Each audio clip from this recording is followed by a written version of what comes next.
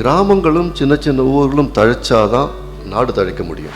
நிறைய பேர் தோத்து போகிறது வேலையில் தோத்து போகிறது கிடையாது, அவங்க ஆட்டிடியூடில் தோத்து போய் தான் வெளில வராங்க. யாருக்காவது ஹெல்ப் பண்ண முடியுமா? அன்றைக்கி யாருக்கு தெரியும் அவங்க ஃபினான்ஸ் மினிஸ்டர் ஆவாங்கன்னு சொல்லிட்டு. நம்ம ஊர்லேருந்து வந்திருக்காங்க, ஹெல்ப் கேட்குறாங்க, பண்ணுவோம்.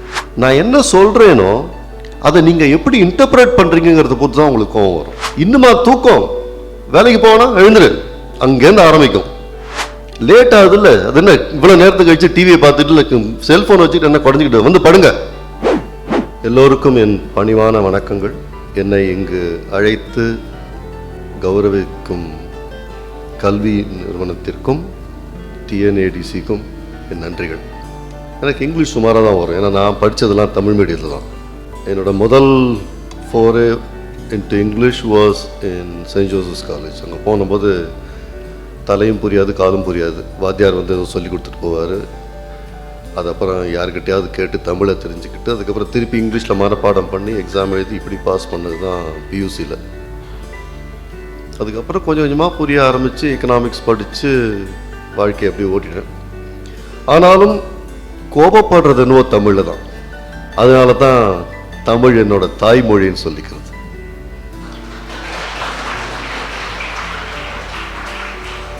இன்ஃபேக்ட் அதுதான் டெஃபினேஷன் கூட. யாராவது உன்னோட தாய்மொழி எதுன்னு கேட்டாக்க, நீ எந்த மொழியில் கோவப்படுறியோ அதுதான் உன்னோட தாய்மொழி அப்படின்னு சொல்லுவாங்க. அதுதான் உண்மை. ஏன்னா உங்கள் real emotion comes out in your mother tongue. அது சில சமயம் கெட்ட வார்த்தையாக இருக்கலாம், சில சமயம் நல்ல வார்த்தையாகவும் இருக்கலாம்.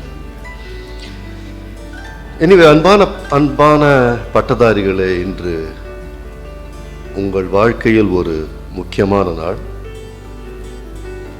உங்களுக்கு முன் நின்று இப்படி ஒரு பேச்சு வழங்குவதற்கு நான் மிகவும் பெருமிதமும் அடைகிறேன், மகிழ்ச்சியும் அடைகிறேன். முக்கியமாக என்ன ஒரு சந்தோஷமான விஷயம் அப்படின்னு சொன்னீங்கன்னா, இதை முன்னாடியே நாங்கள் பேசியிருக்கோம்.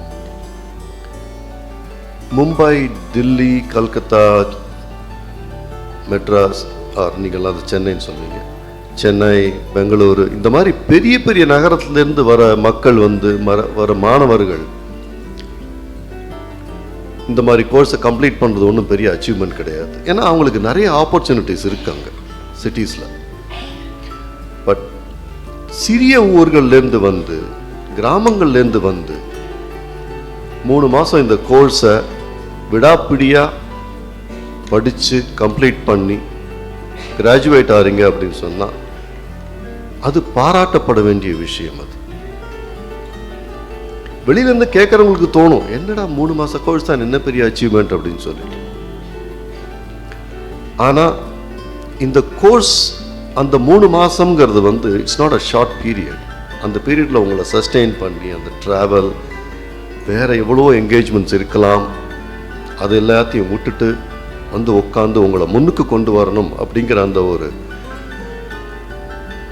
என்ன சொல்லுவோம், அதை அந்த ஒரு வார்த்தை சொல்லுவேன், மன உறுதி. அது ஒரு பாராட்டப்பட வேண்டிய விஷயம். ஸோ என்னுடைய பாராட்டுகள் அதுக்கு. இதுலேயே இன்னொரு முக்கியமான விஷயம் என்னன்னு கேட்டிங்கனாக்க, இந்த சின்ன சின்ன ஊர்லேருந்து வரவங்க, கிராமத்துலேருந்து வரீங்க அப்படிங்கிறதுல இன்னொரு இம்பார்ட்டன்ட் ஃபேக்ட் என்னன்னு கேட்டிங்கன்னா, இந்த நாடு தழைக்கணும் அப்படின்னு சொன்னாக்க கிராமங்களும் சின்ன சின்ன ஊர்களும் தழைச்சாதான் நாடு தழைக்க முடியும். வெறுமன மெட்ரோபாலிஸ் மட்டும் டெவலப் ஆகிட்டு இருந்துச்சுன்னு சொன்னீங்கன்னாக்க அது லாப் சைடட் டெவலப்மெண்ட். அதனால ஒன்றும் முன்னேற்றம் இருக்காது. Over a period of time chaos தான் நிலவும் நாட்டில். ஸோ இந்த மாதிரி ஒரு டெவலப்மெண்டல் ப்ராக்ரஸில் உங்களுக்கு ஒரு பங்கு இருக்கு அப்படிங்கிறதுக்கான ஒரு அத்தாட்சி தான் இன்னைக்கு நடக்கிற இந்த ஃபங்க்ஷன். அதை ஞாபகம் வச்சுக்கோங்க. இந்த diploma certificate what ever it is, இதை நீங்கள் வாங்கிட்டு போயிட்டு இந்த ஃபினான்ஷியல் செக்டரில் நீங்கள் வேலை பார்த்து கான்ட்ரிபியூட் பண்ண போகிற ஒவ்வொரு, எவ்வளோ சின்னதாக இருந்தாலும் சரி, ஒவ்வொரு ஃபேக்டரும் they form a part of developing this country. கேட்கறதுக்கு ஏதோ மேலோட்டமாக பேசுகிற மாதிரி தோணும், பட் இதுதான் உண்மை. ஓகே, இப்போ நீங்கள் சர்டிஃபிகேட் வாங்கிட்டீங்க, வேலை கிடச்சிருச்சு. இது எண்ட் இல்லை பிகினிங்னு சொன்னேன். அதுக்கு என்ன அர்த்தம்னு கேட்டிங்கன்னா, நீங்கள் வேலை பார்த்து வேலையில் முன்னுக்கு வரணும் அப்படிங்கிற அந்த உத்வேகம்லாம் இருக்கத்தான் இருக்கும். அதே சமயம் உங்களுக்குன்னு சில கடமைகள் இருக்கு. இந்த கடமைகள் உங்களுக்காகவே நீங்கள் பண்ண வேண்டிய விஷயங்கள். ஒன்று, உங்களை நீங்கள் கண்டினியூஸாக டெவலப் பண்ணிக்கிட்டே வரணும். நிறைய படிங்க, உங்கள் ஃபீல்டில் என்னெல்லாம் டெவலப்மெண்ட்ஸ் நடக்குதுன்னு படிங்க, கேட்டு தெரிஞ்சுக்கங்க. ரெண்டாவது, உங்களோட பர்சனாலிட்டியை உங்கள் க்ரோத்துக்கு ஏற்றாப்போல நீங்கள் டெவலப் பண்ணிக்கிட்டே வரணும். இதுக்கு நிறைய ஆப்பர்ச்சுனிட்டிஸ் இருக்கும். ஐ எம் ஷுர் நீங்கள் கூட அதில் இன்வால்வ் ஆயிருக்கீங்கன்னு நினைக்கிறேன், இந்த மாதிரி டெவலப்மெண்ட்ஸ் இஷ்யூஸ்லாம். ஏன்னு கேட்டிங்கன்னா, போக போக வாழ்க்கையில் மேலே போக போக நீங்கள் பண்ணுற வேலை மட்டும் இம்பார்ட்டன்ட் கிடையாது, உங்கள் ஆட்டிடியூட் எந்த அளவுக்கு உங்களை கவர்ன் பண்ணுறதுங்கிறது ரொம்ப முக்கியம். நிறைய பேர் தோற்று போகிறது வந்து வேலையில் தோற்று போகிறது கிடையாது, அவங்க ஆட்டிடியூடில் தோற்று போய் தான் வெளில வராங்க, அங்கே தான் கீழே விழுறாங்க அவங்க. ஸோ அதையும் டெவலப் பண்ணிட்டே வாங்க. பர்சனாலிட்டி டெவலப்மெண்ட்னா உடனே எப்படி பில்கேட்ஸ் மாதிரி பேசுறது, இல்லை எப்படி சசி தரூர் மாதிரி இங்கிலீஷ் பேசுறது, அந்த மாதிரிலாம் கிடையாது. வாழ்க்கையில் ஒவ்வொருத்தருக்கும் ஒவ்வொரு நாளும் ஒவ்வொரு மணி நேரமும் ஏதாவது பிரச்சனைகள் இருந்துகிட்டு தான் இருக்கும். அதை ஃபேஸ் பண்ணி, அதை சால்வ் பண்ணி, அதை கடந்து அடுத்த பிரச்சனையை எதிர்கொள்கிற அந்த மனப்பான்மையை வளர்த்துக்கிற அந்த பர்சனாலிட்டி டெவலப்மெண்ட்டை நான் சொல்கிறேன். அதை மிஸ் பண்ணாதீங்க. முக்கியமான ஸ்டெப்பு இது. நீங்கள் அடுத்தது இருக்க வேண்டியது. அடுத்தது ப்ரொஃபஷனல் டெவலப்மெண்ட் சொன்னீங்கன்னாக்க, எந்த ஒரு செக்டருமே, நீங்களாம் வந்து பிஎஃப்எஸ்எல் இருக்கீங்க, எந்த செக்டருமே நிலையா இப்படியே இருக்க போறதில்லை, மாறிக்கிட்டே இருக்க போகுது. ஆங்கிலத்தில் ஒரு அழகான கிளிஷே நிறைய பேர் சொல்லுவாங்க, change is the only permanent thing சொல்லுவாங்க. இந்த செக்டரும் ரொம்ப மாறத்தான் போகுது. இன்ஃபேக்ட் ஒரு 10-15 வருஷத்துக்கு முன்னாடி பார்த்தீங்கன்னாக்கா பேங்க்கில் போய் தான் பைசா எடுத்துகிட்டு இருந்தோம். எப்போவாவது ஏடிஎம்மில் பைசா எடுப்போம், சின்ன அமௌண்ட் இருந்துச்சுனாக்க. இப்போ அந்த பணத்தை எடுக்க வேண்டிய அவசியம் கூட இல்லை. இப்போ யாருக்காவது பணம் அனுப்பணும்னு சொன்னாக்க ஃபோன் எடுத்து டக்குன்னு அனுப்பிச்சிடுறோம். ஒரு 3-4 வருஷத்துக்கு முன்னாடி வரல இந்த பேமெண்ட்டை பற்றி பேசும்போது என்ன பேசிகிட்டு இருந்தோம், கொஞ்சம் பெரிய அமௌண்ட்டாக இருந்தால் நான் வந்து ஃபோனில் பண்ணுவேன், மற்ற அமௌண்ட்லாம் கேஷ் கொடுக்குறேன். இப்போ அதுவும் போயிடுச்சு. ஒரு கடைக்கு போகிறோம், காய்கறி வாங்குகிறோம் அப்படின்னு சொன்னால் சில்லறை இல்லை அப்படிங்கிற அந்த பிரச்சனைலாம் தீர்ந்துருச்சு. It's a major development in financial sector. கோடு வச்சுட்டு இருக்காங்க, நீங்கள் ஸ்கேன் பண்ணி பே பண்ணிட்டு வந்துடுறீங்க. என்னம்மா காய்கறி என்ன விலையாச்சு அப்படின்னா 25 ரூபா 35 காசு ஆச்சு அப்படின்னா 35 காசுக்கு நீங்கள் எங்கே போவீங்க? இப்போ அந்த பிரச்சனை கிடையாது, நீங்கள் ஜிபேலையோ பேடிஎம்லையோ பண்ணிடலாம். இந்த மாதிரி ஒவ்வொரு விஷயத்துலையும் ஃபினான்ஷியல் செக்டர் வந்து படு ஃபாஸ்ட்டாக சேஞ்ச் ஆகிட்டு வருது. நீங்கள் இந்த சேஞ்ச் என்ன ஆகுதுங்கிறத நீங்கள் மற்றவங்களுக்கு முன்னாடி புரிஞ்சுக்கணும். ரெண்டாவது, இந்த சேஞ்சில் நீங்கள் பங்கேற்க முடியும் அப்படிங்கிற அந்த நம்பிக்கையோட உங்களை அடாப்டிவாக மாற்றிக்கணும். அப்போ தான் உங்கள் டிபார்ட்மெண்ட்லேயோ உங்கள் செக்டர்லேயோ நீங்கள் சக்ஸஸ்ஃபுல்லாக இருக்கணும். So adaptive behaviour is something very important. நான் இந்த வேலை தான் பண்ணுவேன், இதையே தான் பண்ணிட்டு இருக்க போகிறேன்னு நினச்சிங்க சொன்னீங்கன்னா நீங்கள் 3 வருஷத்தில் you will become irrelevant in your market. So அது எப்படி பண்ணணும் அப்படிங்கிறத நீங்கள் யோசிச்சு வச்சுங்க. அடுத்தது, இன்னைக்கு உங்களுக்கு சர்டிஃபிகேட் வாங்கிடுறீங்க, உங்களுக்கு இப்போ வேலை கிடைச்சிச்சு, சந்தோஷம், எஸ், ஹாப்பினஸ் இருக்கத்தான் இருக்கணும். உங்கள் சமூகத்துக்கும் ஏதாவது நீங்கள் இது பண்ணி ஆகணும். இந்த கோர்ஸ் நீங்கள் பண்ணியிருக்கீங்க, உங்களுக்கு இந்த ஆப்பர்ச்சுனிட்டி கிடைச்சிது, உங்களுக்கு இதை பற்றி ஒரு அவேர்னஸ் இருந்து யார் மூலமாக வந்துச்சு, ஜாயின் பண்ணீங்க, சக்ஸஸ்ஃபுல்லாக முடிச்சிட்டிங்க, வேலையும் கிடைச்சிருச்சு, எஸ், ஹாப்பி. உங்கள் ஊரில் உங்களை மாதிரி இன்னும் சில பேர் இருப்பாங்க இல்லையா, அவங்களுக்கு தெரியாமல் இருக்கலாம் இல்லையா, அவங்களுக்கு இன்ஃபர்மேஷன் கொடுங்க. எப்படி இந்த கோர்ஸில் ஜாயின் பண்ணலாம், இந்த மாதிரி கோர்சஸில் ஜாயின் பண்ணலாம், அதனால என்ன பிரயோஜனம், அதுக்கு அவங்களே எப்படி மாற்றிக்கணும், இந்த கைடன்ஸ்லாம் கொடுங்க. ஏன்னா நீங்கள் ஒவ்வொருத்தரும் ஒரு கலங்கரை விளக்கம் மாதிரி உங்கள் சமூகத்துக்கு இப்போ இருக்க போறீங்க. நான் செயின்ட் ஜோசப்ஸ் காலேஜில் படித்து முடிச்சுட்டு யூனிவர்சிட்டியில் நல்ல ரேங்க் வந்தது. டெல்லிக்கு போயிட்டேன், ஜவஹர்லால் நேரு யூனிவர்சிட்டின்னு சொல்லிட்டு. அப்போ திருச்சி டிஸ்ட்ரிக்டில் நிறைய பேருக்கு ஜவஹர்லால் நேரு யூனிவர்சிட்டின்னு ஒன்று இருக்குன்னே தெரியாது. I'm talking about 1970s. திருச்சியில் very few people were lucky enough to get a first class in economics, and I was one of them.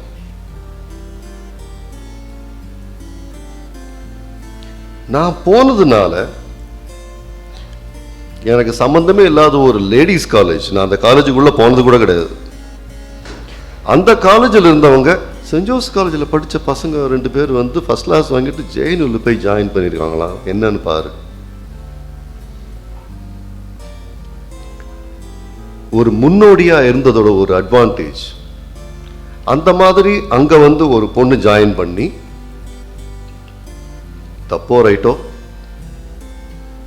அவங்களுக்கு நான் மேத்ஸ் சொல்லி கொடுத்து, ஏன்னா அவங்களுக்கு மேத்ஸே வராது. எக்கனாமிக்ஸில் நார்த்துக்கு போனீங்க அப்படின்னு சொன்னால் எக்கச்சக்க மேத்ஸ் யூஸ் பண்ணணும். என்னால் முடிஞ்ச அந்த ஒரு சின்ன ஹெல்ப் பண்ணேன். தப்பாக ரைட்டாங்கிறத பற்றி இப்போ பேச வேண்டாம். இன்னைக்கு அவங்க ஃபினான்ஸ் மினிஸ்டராக இருக்காங்க. நம்மளால் முடிஞ்ச ஒரு சின்ன ஹெல்ப். அவங்கள கேட்டிங்கன்னா அவங்க அவனை உதைக்கணும், அவன் சொல்லிக் கொடுத்த விதமே வேற அப்படிம்பாங்க. ஏன்னா நிறைய திட்டிருக்கேன்னு சொல்லிட்டு. ஆனால் யாருக்காவது ஹெல்ப் பண்ண முடியுமா? அன்றைக்கி யாருக்கு தெரியும் அவங்க ஃபினான்ஸ் மினிஸ்டர் ஆவாங்கன்னு சொல்லிட்டு. நம்ம ஊர்லேருந்து வந்திருக்காங்க, ஹெல்ப் கேட்குறாங்க, பண்ணுவோம். நல்லது தானே பண்ணுறோம். அந்த மாதிரி ஹெல்ப் பண்ணுங்க. that's very important. எது பண்ணாலும் உங்கள் வாழ்க்கையில் நீங்கள் என்ன அச்சீவ் பண்ணணும்னு ஒரு கோல் வச்சுட்டு பண்ணுங்க. அதை எப்படி அச்சீவ் பண்ணணுங்கிறத you have to be very adaptive. ஏன்னா நிறைய சேலஞ்சஸ் வரும், நிறைய சேஞ்சஸ் இருக்கும். ஸோ உங்கள் மெத்தட்ஸை நீங்கள் மாற்றிக்கிட்டே வரணும். அலெக்சாண்டர் தி கிரேட் ரொம்ப அழகான ஒரு இது சொல்வார். You should be rigid or firm on your goals, but you should be flexible in your tactics.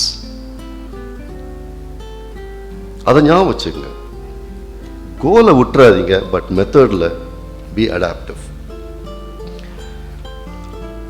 சில பர்சனல் கைடன்ஸ் இன் லைஃப். ஆண்டவன் உங்களுக்கு கொடுத்துருக்கிற முக்கியமான ஒரு கிஃப்ட் உங்க மூளை. Keep feeding it good things. நிறைய படிங்க. டெய்லி படுக்க போறதுக்கு முன்னாடி அட்லீஸ்ட் ஒரு ஆர்டிக்கிளோ, தமிழாவே இருக்கலாம், தப்பு இல்லை, தமிழ்லையோ அல்லது இங்கிலீஷ்லையோ ஒரு ஆர்டிக்கிள் அல்லது ஒரு ஷார்ட் ஸ்டோரி படிச்சுட்டு படுக்க போங்க. ஏன்னா நீங்க ஒரு கதை படிக்கிறீங்க அப்படின்னு சொன்னீங்கன்னா நீங்க வேற ஒருத்தர் வாழ்ந்த ஒரு வாழ்க்கையை நீங்க அனுபவிக்கிறீங்க. அது ஒரு அனுபவம். ஒரு கட்டுரை படிக்கிறீங்க அப்படின்னு சொன்னீங்கன்னா உங்க திங்கிங் புதுசா டெவலப் ஆகும். Keep doing this. இதை மிஸ் பண்ணாதீங்க. ரெண்டாவது, நீங்கள்லாம் எந்த வயசுன்னு பார்த்தீங்கன்னா இன்னும் ஒரு 2-3 வருஷத்தில் most of you will get married. அதுக்கப்புறம் உங்களுக்கு ஃபேமிலின்னு வரத்தான் போகுது. உங்கள் attitude in life is going to be very important. பொறுமை ரொம்ப தேவையாக இருக்கும். பையன்களே உங்களுக்கு ரொம்பவும். என்னடா ஏதோ இப்போ கதா காலட்சேபம் பண்ணுற மாதிரி உபன்யாசம் பண்ணுற மாதிரி சொல்கிறேன்னு நினைக்காதீங்க. பட் டெஃபினட்டாக நான் அட்வைஸ் பண்ணுறது என்னன்னாக்க, தினமும் காலையில் எழுந்தவுடன் யோகாசனமோ அல்லது உடற்பயிற்சியோ செய்யுங்கள். அது 15 நிமிஷமாக இருக்கலாம், 1 ஹவராக இருக்கலாம், அல்லது half an hour இருக்கலாம், whatever it is. But do some stretching exercises every morning. ஏன்னா உடம்பு எப்படி இருக்கோ அதுக்கேற்றா போல தான் மூளையும் ஒர்க் பண்ணும். There's something called psychosomatic relationship. உங்கள் மஸ்குலர் ஃபேக்டர்ஸ், உங்கள் body also influences how your mind works, how your brain works.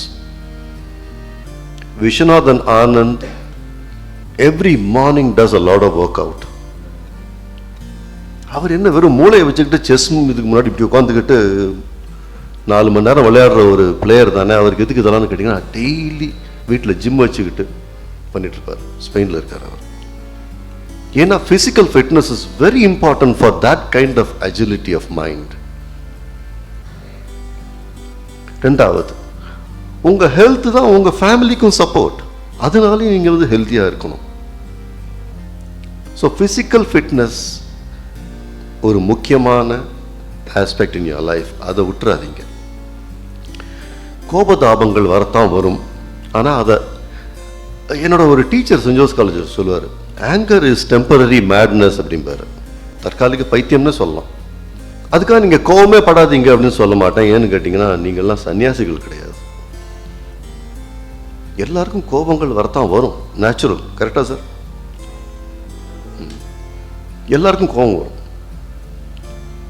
ஆனால் you should get angry when you feel agitated, but don't get anger get you. புரியுதா? Get angry, but don't let anger get you. Anger உங்களை dominate பண்ண விடாதீங்க. Suppose நான் உங்களை சாடினேன்னா, திட்டினேன்னு வச்சுக்கோங்களேன், உங்களுக்கு கோபம் வரும். அது ஏன் வருதுன்னு பார்த்தீங்கன்னா, நான் திட்டுறதால இல்லை, நான் என்ன சொல்றேனோ அதை நீங்க எப்படி இன்டர்பிரேட் பண்றீங்கிறத பொறுத்து தான் உங்களுக்கு கோபம் வரும். இதனாலதான் பல bosses are bad people according to people. உண்டா இல்லையா ஆபீஸ்ல? ஏன்னா பாஸ் ஃபீட்பேக் கொடுப்பார், என்ன வேலை பார்க்குற, இதான் நீ எழுதியிருக்கிற லட்சணமா? பாஸ்க்கு 1008 காம்ப்ளிகேஷன்ஸ் இருக்கும், அவசரம் இருக்கலாம், ஏன் இப்படி பண்ணிருக்க அப்படின்னு சொல்லும் போது,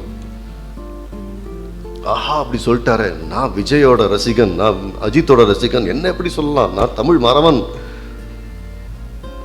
இப்படி சொல்ல ஆரம்பிச்சிங்க, இப்படி திங்க் பண்ண ஆரம்பிச்சிங்கன்னா உங்களுக்கு கோபம் தான் வரும். ஏன்னா உங்க ஈகோவை நீங்க தேவையில்லாம மசாஜ் பண்ணிக்கிறீங்க. பாஸ் சொன்னதோட சப்ஸ்டன்ஸ் என்ன? ஒர்க்கில் தப்பு நடந்துருச்சு, பண்ணிட்டு வந்துடுறேன் சார், தீர்ந்து போச்சு, கை போச்சா கால் போச்சா, நீங்க எப்படி ரியாக்ட் பண்றீங்கிறத பொறுத்து தான் உங்களுக்கு கோபம் வருதுங்க. அண்ட் அனுபவத்தில் சொல்றேங்க, கல்யாணம் பண்ணிக்கிட்டீங்கன்னா கோபம் வரதுக்கான சான்ஸ் ஒவ்வொரு நாளும் 4 முறை வரும் குறைஞ்சபட்சம். அந்த 4 என்னன்னு சொல்லிடுறேன். இன்னுமா தூக்கம், வேலைக்கு போனா எழுந்துரு, அங்கேருந்து ஆரம்பிக்கும். லேட் ஆகுது இல்ல, அது என்ன இவ்வளவு நேரத்துக்கு கழிச்சு டிவியை பார்த்துட்டு செல்போன் வச்சுட்டு என்ன குறைஞ்சிக்கிட்டு வந்து படுங்க. 4வது நடுவில் எத்தனையோ அந்த 2 எல்லாமோ இருக்கலாம், மினிமம் 4 தடவையாவது கோபம் வரதுக்கு சான்ஸ் இருக்கு. அவங்க ஏன் சொல்றாங்க, கொஞ்சம் ஒரு ஸ்டெப் பேக் பண்ணீங்கன்னா கோபம் அடங்கிடும். நீங்க ரியாக்ட் பண்ண வேண்டிய அவசியம் இல்லை. அது எப்படி இன்டர்பிரேட் பண்றீங்கிறது உங்க கண்ட்ரோல்ல இருக்கு, அதை கண்ட்ரோல் பண்ணுங்க. இன்னொரு விஷயம் என்னன்னாக்க, இந்த கரியர் டெவலப்மெண்ட் போது அடுத்தவங்களை கம்பேர் பண்ணிக்கிட்டே இருப்போம் நம்ம. நான் தமாஷா சொல்றது உண்டு, தப்பா நினச்சிக்காதீங்க. நான் எஸ்பெஷலி என்னோட ஸ்டூடெண்ட்ஸ் பசங்கள்ட்ட சொல்லுவேன், இந்த பாரு நீ கல்யாணம் பண்ணிக்க போற, பண்ணிக்கிட்ட, அடுத்தவனோட ஒய்ஃபை உன்னோட ஒய்ஃபோட கம்பேர் பண்ணாத. எப்பவுமே அடுத்தவனோட ஒய்ஃப் அழகா தான் தெரிவா உனக்கு.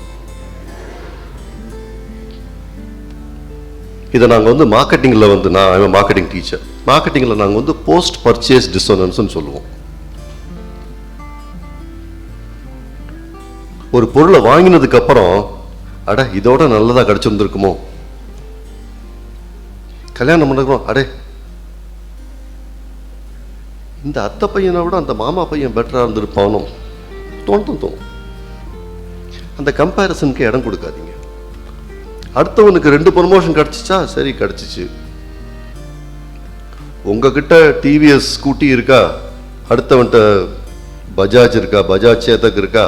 இப்போ பஜாஜ் சேத்தக் இருக்கா மார்க்கெட்டுன்னு தெரியாது எனக்கு, அது நான் வாங்கின ஃபர்ஸ்ட் வெஹிக்கிள், எனக்கு ரொம்ப ஃபாண்ட், அதனால ஞாபகம். அது 150cc ஆச்சு, எந்த 75cc தானே. கம்பேர் பண்ணாதீங்க, உங்களால் எவ்வளோ முடியுமோ அதுதான் நீங்கள் வாங்கணும்.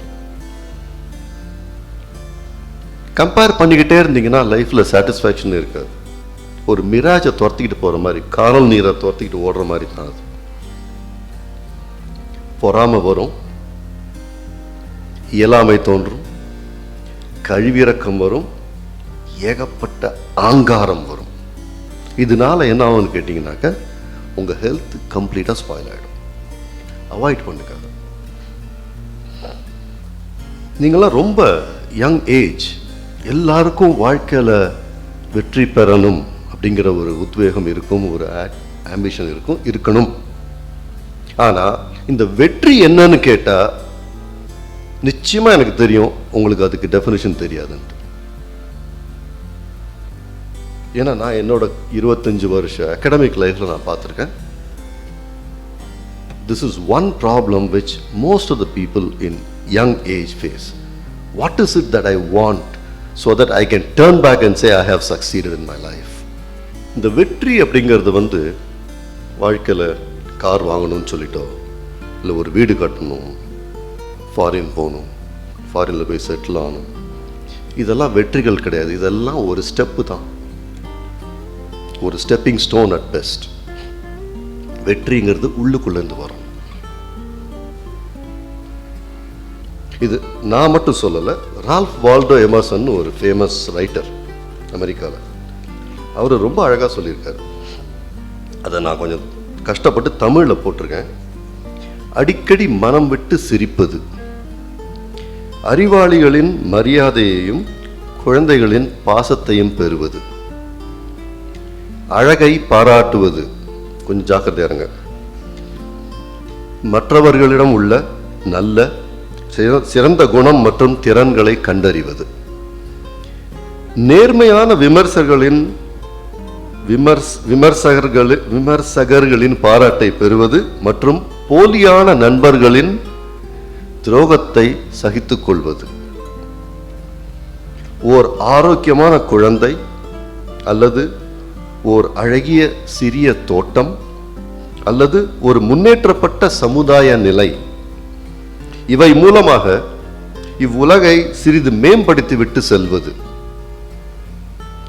என்னால் ஓர் உயிர் எளிதாக வாழ்ந்தது என்று அறிவது, உணர்வது, இவைதான் வெற்றி.